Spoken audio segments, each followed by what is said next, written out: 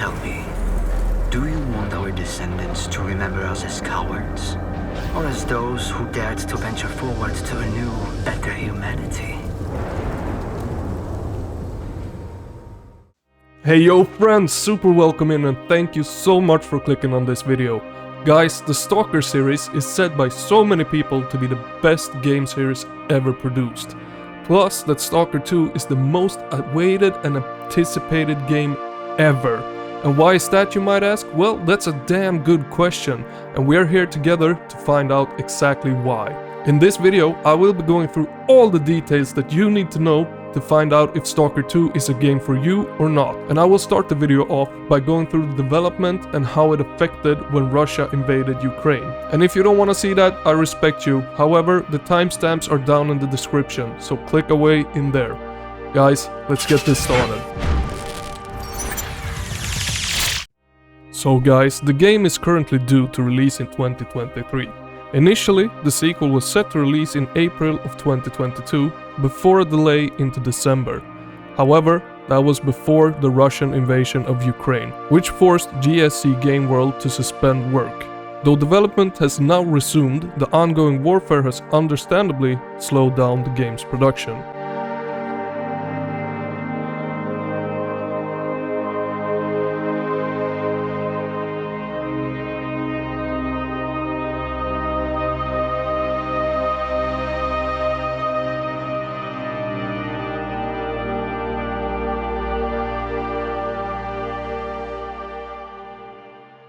Worth mentioning also is the game is an Xbox launch exclusive, and that's a bit confusing. What does that actually mean?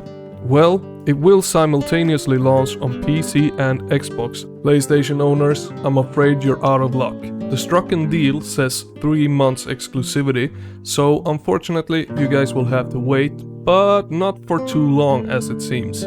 Also, before we dig deeper into the game, there's been going a lot of rumors that the game is included NFTs.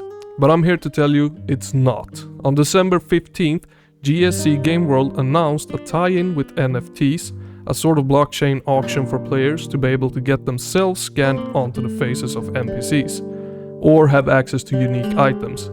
This, however, did not last very long. The following day, NFT involvement with STALKER 2 was retracted, proving that the answer to what are you selling was not indeed NFTs.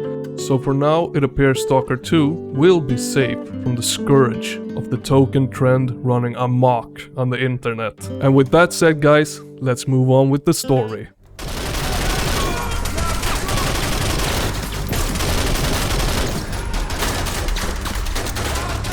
Вот поэтому я ни в какие разборки и не лезу. Не хочу пулю поймать. Ну не знаю. Между аномалией и маслиной я уже лучше пулю выберу.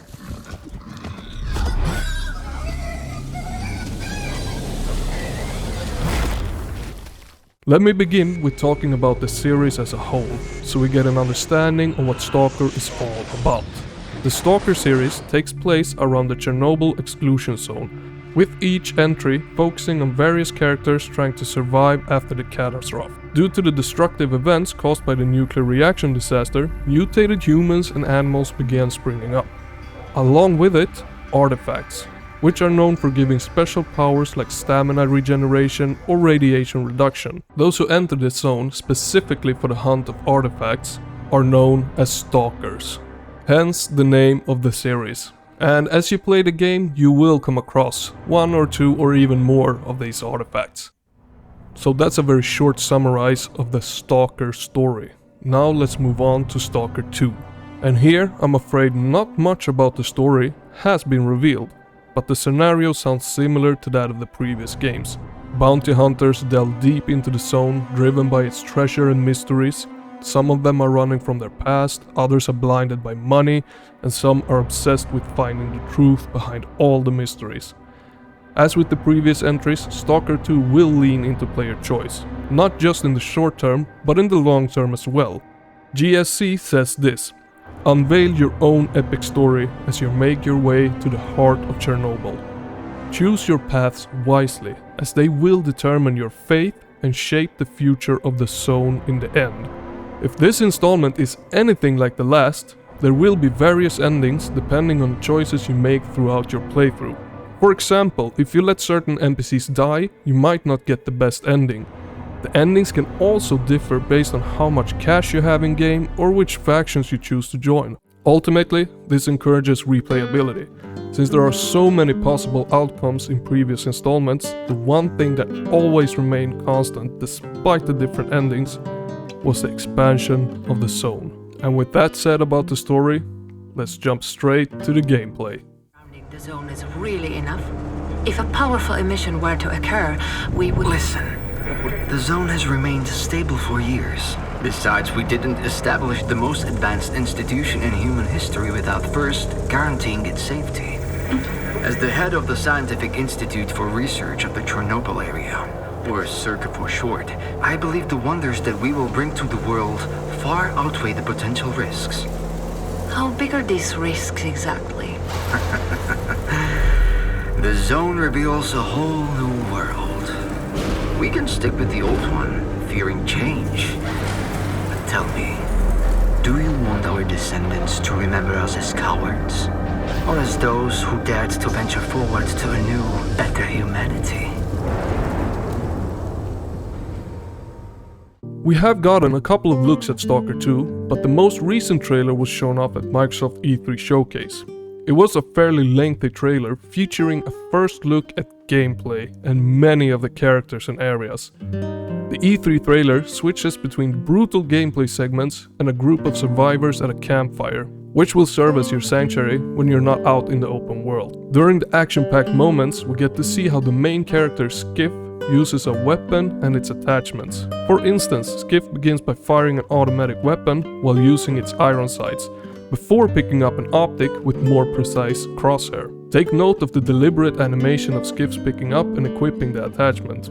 You can see how the weapon becomes much more effective during battle. The trailer features more action than fans might be used to, but that doesn't mean survival elements are going anywhere. You will still need to balance stamina and hunger while maintaining your radiation meter.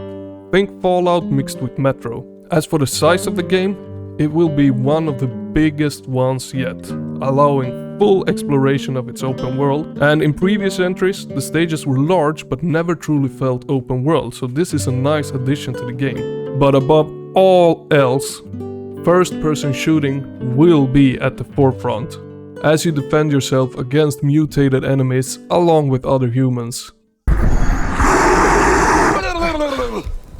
Да пошел ты. Зря ты так с друзьями. Ты же его на вылазки таскаешь. Чего-чего, а дружбы в зоне я точно не встречал. Это верно. Он мучился? Нет. Это хорошо. Он этого не заслужил. А пулю заслужил.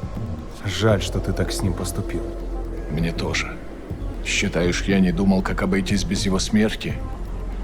Она не могла быть свободна, пока он жил. Зато теперь посмотри на нее. Нет, Скиф, я не отдам ее никому. Зона дала мне жизнь, новую жизнь. Жизнь, которую я готов вернуть, если потребуется. Я буду защищать ее. Всегда.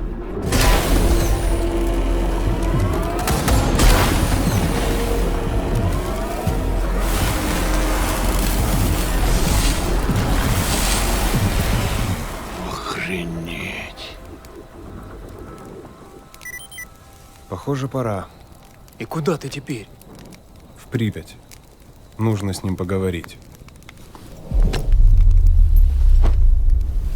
Удачной охоты, Сталкер. Friends, I am super stoked to play this game. I think it looks fantastic. It is one of the most graphically beautiful games that's coming out, no doubt about it. And to top that off, the gameplay and all the different guns, they look so fun. They are really appealing to me. I can't really put my finger on exactly what it is. I think it's the variety of electric alienish weapons combined with modern automatic weapons. I'm not too sure exactly what it is, but it's super appealing. The only thing that's actually concerning me is I'm afraid it's gonna be too hard, because the first Stalker games, they are not easy by any means. Not at all. It's a survival game and it's a hardcore one. And to be honest, I got 2 kids, work full-time work. Hard games isn't really my jam. So I hope there's gonna be an easy difficulty, because I will be playing that. Never trust a guy who plays on easy. I'm kidding. And to top that off, for some reason, the older I get, the worse I get at games. It's not like I've been increasing my skill at gaming, it's just gotten worse and worse. Especially after I hit my 30s. Then it was just a downhill, straight downhill. Guys, enough about me. I wanna know, what do you think about this game? Are you stoked for it? Are you not stoked for it? Is it your jam? Let me know, what do you think about this game? And do you feel like there was anything I missed in the video? Let me know so I can improve for the next one. And guys, if you did like this video, leave a thumbs up. If you didn't like it, leave a thumbs down or punch me in the face. However, whatever you choose to do, thank you so much for sticking all the way to this part in the video. You are amazing. Until next time, keep on staying awesome.